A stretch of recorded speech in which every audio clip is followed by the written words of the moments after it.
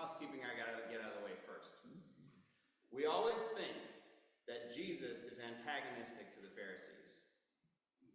It's not true. He probably kicked it with them. In fact, the very next thing that happens, chapter 14, verse 1, he was on his way to the home of one of the Pharisees to eat dinner with him on the Sabbath. The reason that he fights with them so much is the same reason that you fight with your family so much. You spend a lot of time with them.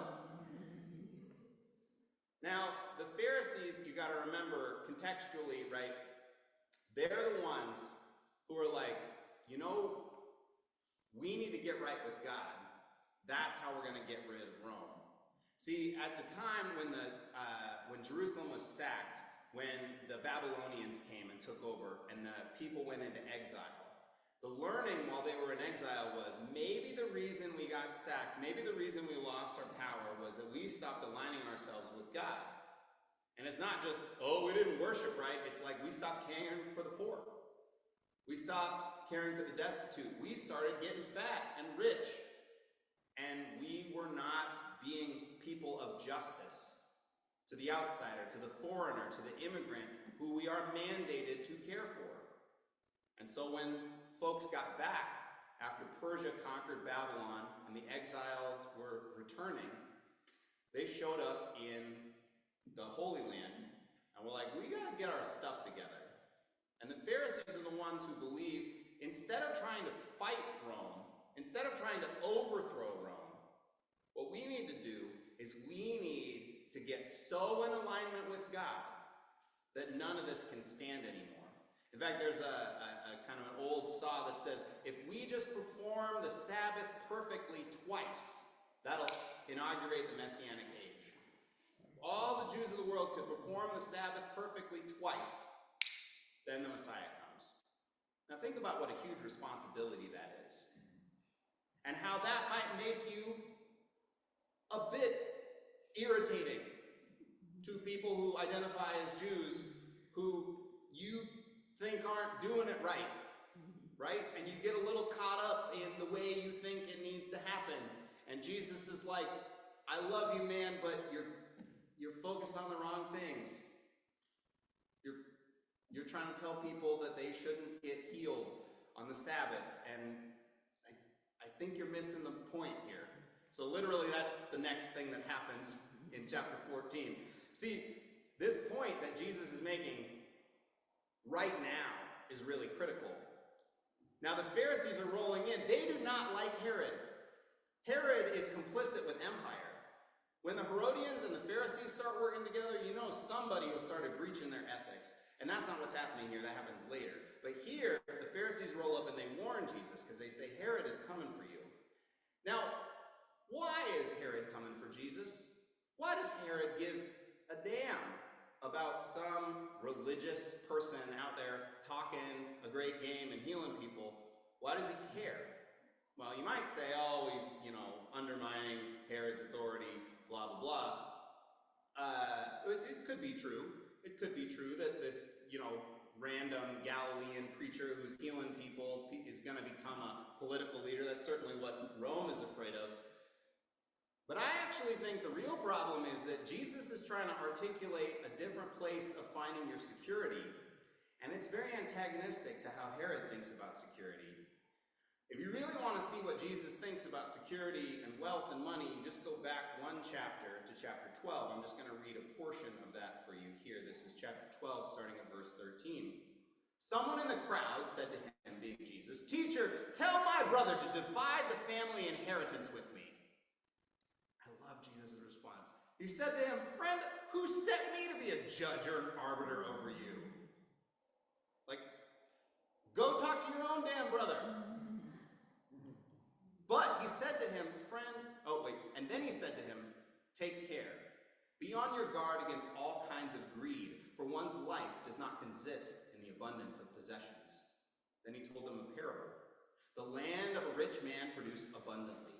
And he thought to himself, What should I do, for I have no place to store all my crops?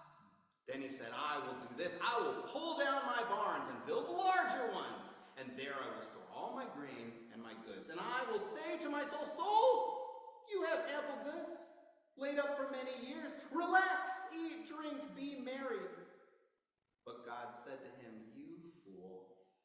This very night your life is being demanded of you. And the things you have prepared, whose will they be?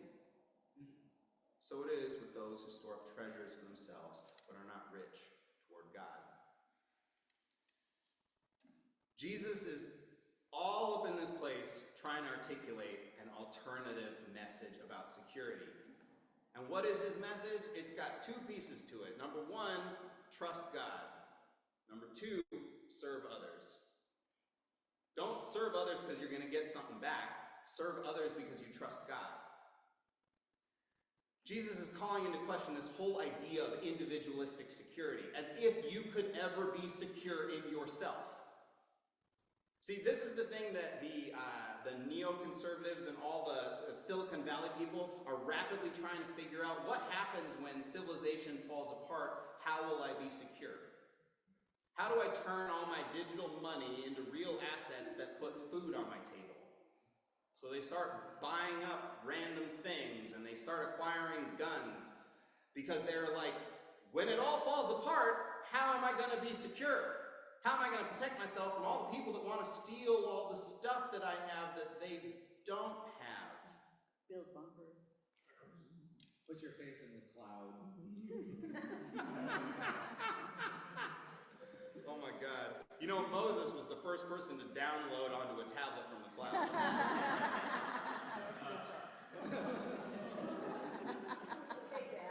I've been sitting on that one.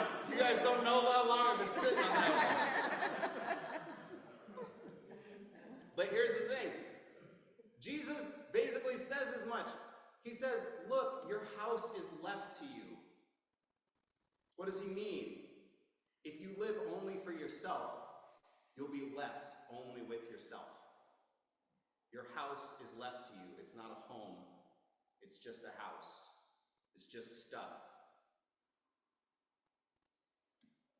Here's the thing that doesn't make any sense.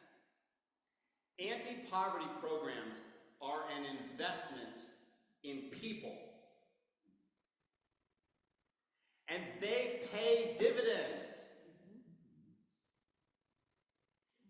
For every $1 we spend in food stamps, $62 comes back into the economy. Why? Because people don't have to worry about where to get food. Like, think about the basic sense of unsafety you have when you're hungry and you don't have anywhere to go to get food. Like, I have never been hungry. I will probably never be hungry. I don't even know what that is.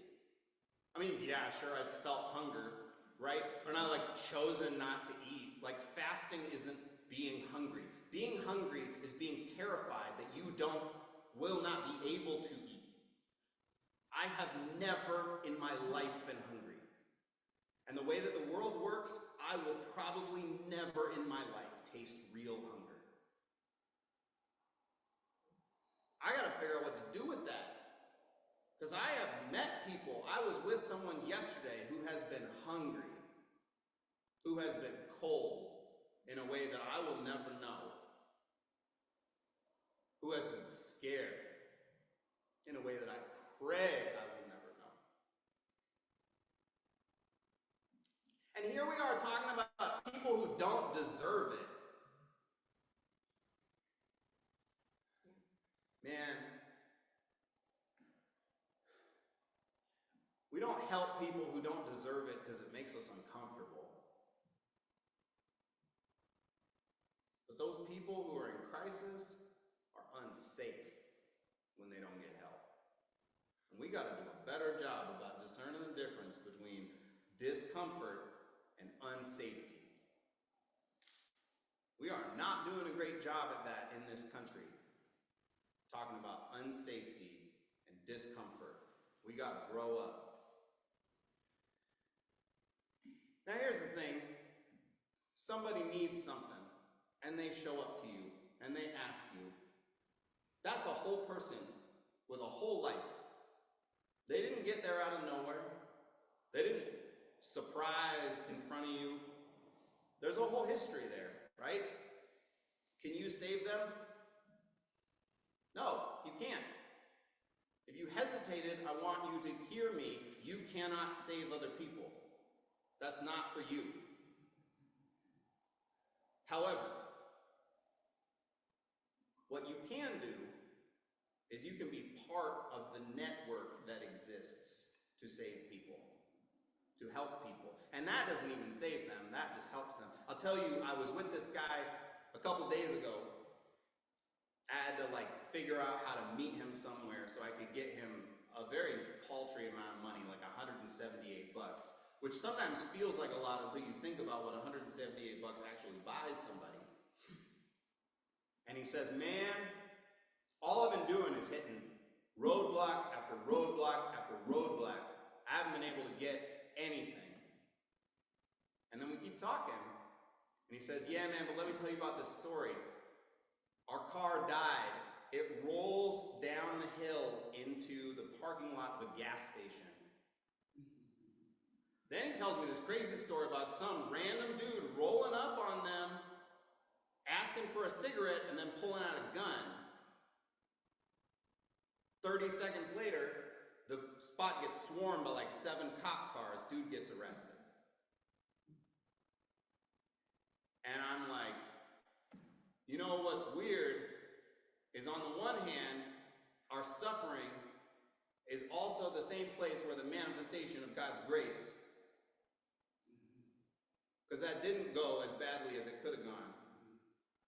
And then he tells me about how somebody else pulls into that parking lot and starts having a conversation with him, and they're like, hey, follow me real quick. Ends up that guy is the friend of a guy that owns a car repair place. Happens to have a new alternator that works in his car. Says, I'll decrease the price by half. And the random guy that he met pays for the install.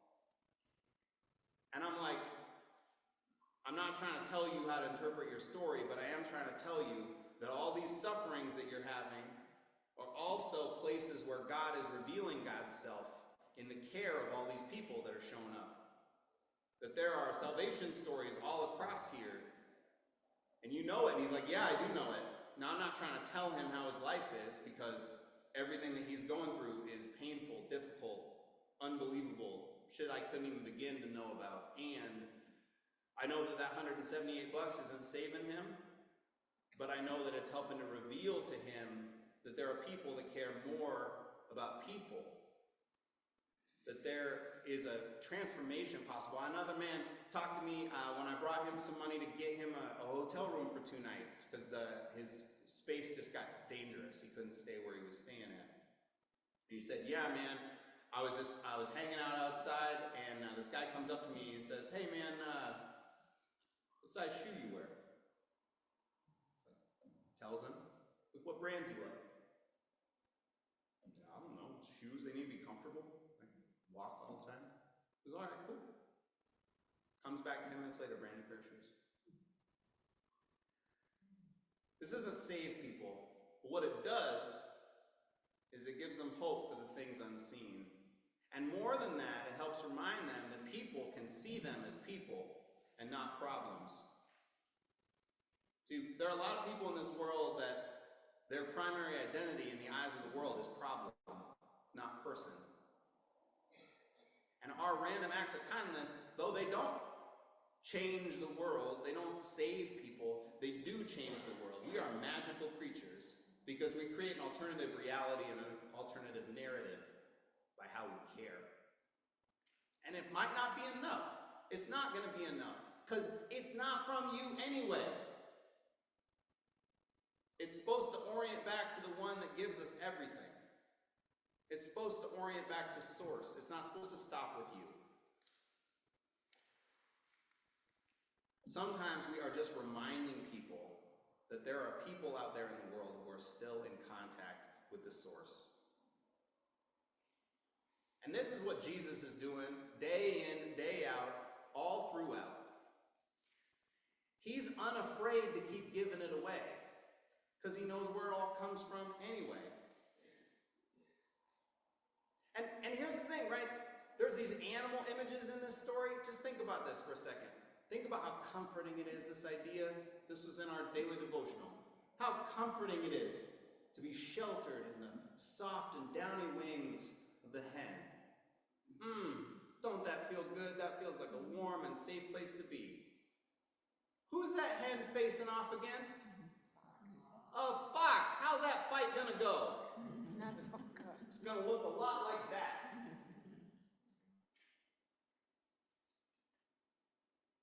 But our man, I've been feeling. Our man is focused on the endangered beloved, not the uncomfortable enemy. Our man knows where to spend his energy, his life, and his gift. Why do they kill prophets? Because they don't have the ability to handle critique. Because what's a prophet do? Prophet speaks the truth, especially to power. You don't prophet down, you prophet up.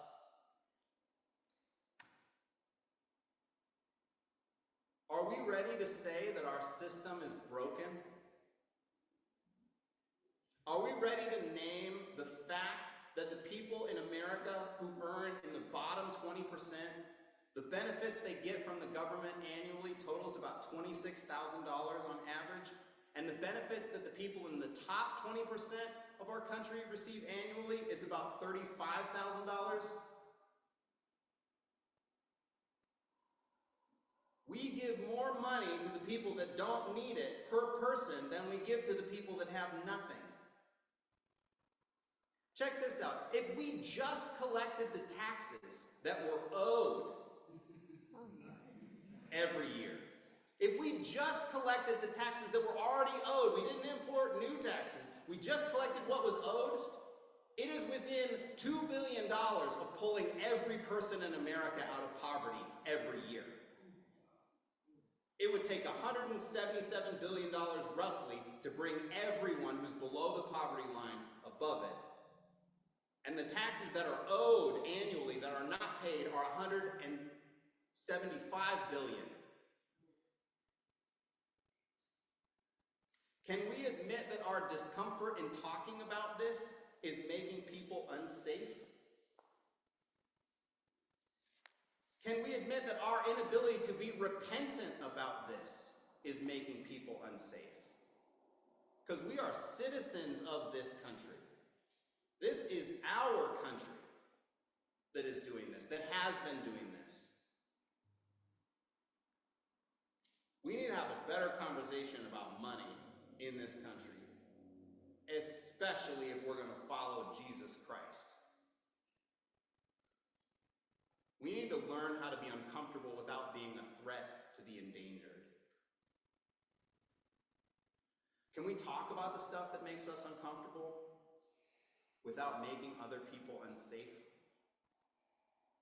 Can we find a way to name this? I'm going to give you a tool right now. If you ever have the opportunity to put a politician on the spot in public, here's what you do. You raise your hand and you ask, can you tell me in your own opinion, why are people poor? You will learn everything you need to know about that person's relationship with people in poverty, that person's economic theories and understandings, that person's understanding of the purpose of government. You will learn everything you need to know by how they answer that question. Can you tell me in your own opinion, why are people poor? Can we do all of this in a way that leads us to collective responsibility? A way that leads us to vision casting instead of name calling. Instead of blaming, can we take our pain and our suffering and our frustration, our sense of betrayal and our anger, can we orient it to the thing that God is trying to do, that our feelings are representing a frustration of? Can we envision?